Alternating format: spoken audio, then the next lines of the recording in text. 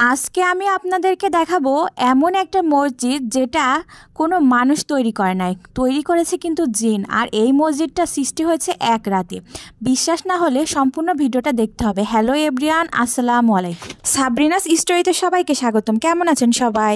আমি আপনাদের সাবরিনা আপু, আল্লাহর রহমতে আলহামদুলিল্লাহ ভালো আছি।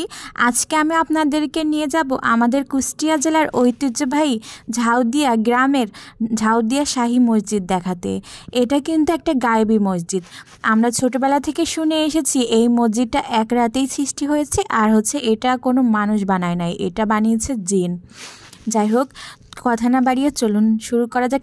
দেখলেন তো, আমি প্রথমেই মসজিদের সামনে দরজা দিয়ে ভিতরে প্রবেশ করলাম।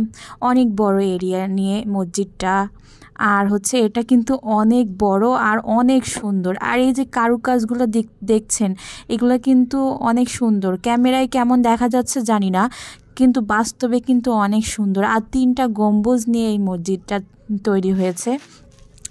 আপনারা যদি খালি চোখে দেখেন, আসলে এটা কিন্তু দেখলে বুঝতে পারবেন কোনো মানুষের দ্বারা এত সুন্দর এই ডিজাইন করা কিন্তু সম্ভব না। আর উপরে যে উপরে গম্বুজের যে ডিজাইন, এগুলা কিন্তু একেবারেই অন্যরকম, অনেক সুন্দর, অসাধারণ। ক্যামেরায় আমি অতটা ফুটিয়ে তুলতে পারি নাই, আমি তো প্রফেশনাল ক্যামেরাম্যান না, বুঝতেই পারছেন। আর আমি কিন্তু এইখানেই জন্ম, আর এইখানেই আমার ছোটোবেলা থেকে বেড়ে ওঠা। আর এই মসজিদ সম্পর্কে আমার দাদু, তারপর আমার দাদুর যেই শ্বশুর শাশুড়ি, মানে আমার বড় দাদু, তারা কিন্তু বলেছে। আর আমাদের একদম মসজিদের সাথেই বাসা। আর এইখানে অনেকেই আসে মানত করার জন্য, অনেক কিছু মানত করে। আর এই যে পাশেই দেখছেন আমাদের পারিবারিক গোরস্থান। এখানে শুধু আমাদের খান চৌধুরী যারা গত হয় তাদেরকে এখানেই সাহিত্য করা হয়। এখানে আমার অনেক আপনজন শুয়ে আছে। আর দেখুন মসজিদের ভিতরটা বাইরেটা অনেক সুন্দর। আর এখানে কিন্তু অনেক মানুষ মানত করতে আসে। আর সবাই বলে যে যারা যা মানত করে তাদেরই কিন্তু মনের আশা পূরণ হয়। এটা কিন্তু আমি ছোটোবেলা থেকে দেখে আসছি, আমি নিজে বাস্তব প্রমাণ। যদি পূরণ না হতো, কি এত মানুষ আসে।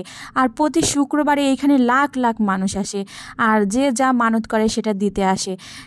এটা অনেকেই বলবে যে কুসংস্কার বা এইগুলা, কিন্তু আর এই যে পাশে দেখছেন যে মসজিদের পাশে অজু করার জন্য জায়গা করে দিয়েছে সরকার থেকে। তারপরে যারা মানত করতে আসে বিভিন্ন জিনিস রান্না করে নিয়ে আসে, যে এইখানে রাখে আর কি, রেখে তারপর গরিব মানুষদের বিলিয়ে দেয়। আর পাশেই দেখছেন যে আমাদের প্রাইমারি স্কুল দেখানো হলো। আর এটা আমার কাকুর বাসা।